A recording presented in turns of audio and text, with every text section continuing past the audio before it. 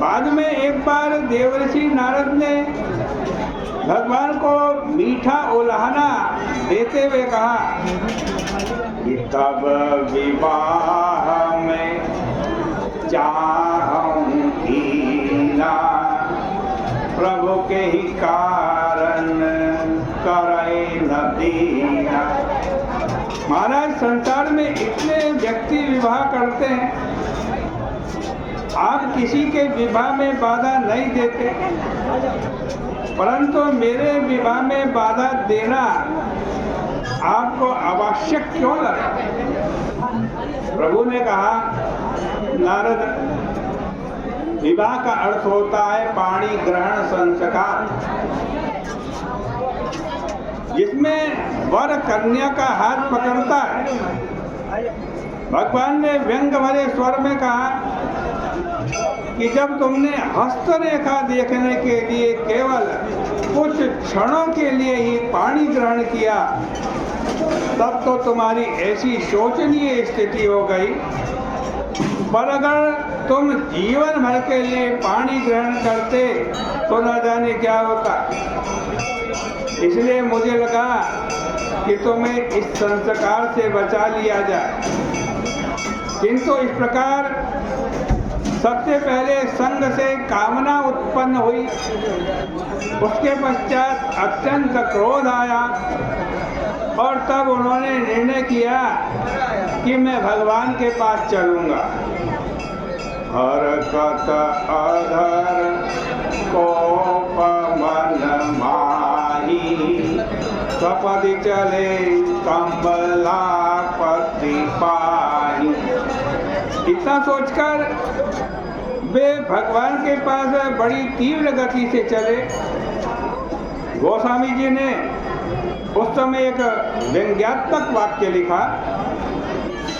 वैसे पहली बार जब नारद गए थे तो वैकुंठ लोक में ही भगवान मिले थे, और अब भी भगवान उनको वैकुंठ लोक में ही मिल सकते थे, पर वहाँ पर सांकेतिक शब्द लिखा हुआ है, बीचहि पंथ मिले तनुजारी।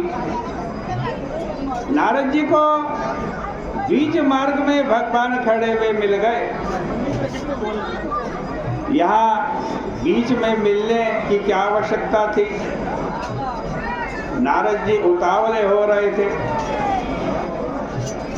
यह तो समझ में आता है, लेकिन भगवान को ऐसी क्या शीघ्रता थी? और इतना ही नहीं, भगवान का प्रश्न तो और भी विचित्र था नारद जी से। भगवान ने नारद जी को प्रणाम करके जब उनसे प्रश्न किया तो नारद जी के तो क्रोध की कोई सीमा ही नहीं रही। भगवान ने नारद जी से पूछा, मुनि कहाँ चले? महाराज कहाँ जा रहे हो? और एक शब्द उसके साथ और जुड़ा हुआ था कि आप जा तो रहे हो, यह तो मैं देख रहा हूँ, पर लगता है आप स्वस्थ नहीं हैं। शब्द है भगवान का, मुनि कहाँ चले विकल की नाई। आपको देखकर ऐसा लग रहा है कि आप कुछ अस्वस्थ हैं, व्याकुल हैं।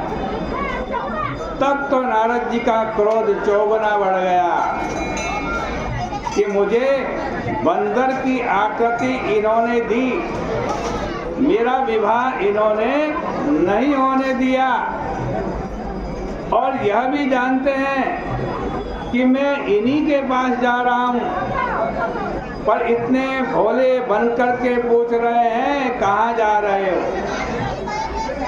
जैसे इन्हें कुछ पता ही ना हो।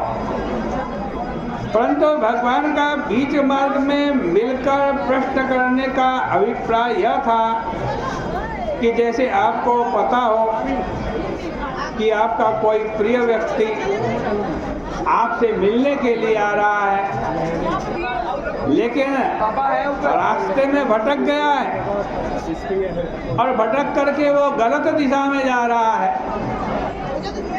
तो आप क्या करेंगे?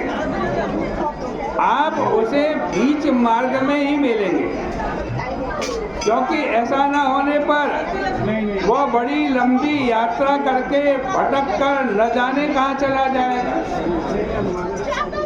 आपको यदि ज्ञात हो जाए कि अमुक व्यक्ति मेरे पास आ रहा है, परंतु भूल से वह सही मार्ग से भटक गया, तो उचित यही होगा कि आप ही उसके पास पहुंच जाएं।